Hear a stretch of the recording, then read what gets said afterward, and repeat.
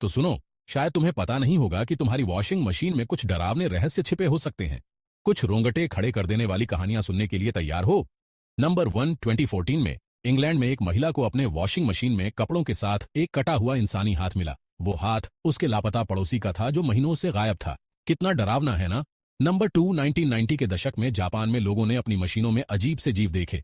छोटा, बालों वाले, चमकती आंखों के साथ। दानव या कुछ और, वो आज भी एक रहस्य है। नंबर 3, अमेरिका में एक परिवार की वॉशिंग मशीन अपने आप चल पड़ी। कपड़े बिना किसी वजह से फट गए। उनका मानना था कि मशीन में भूत है। इत्तेफाक या कोई सच्चा भूत? याद रखना, अगली बार जब तुम कपड़े धो, ध्यान रखना, कौन जाने कुछ भी हो सकता है।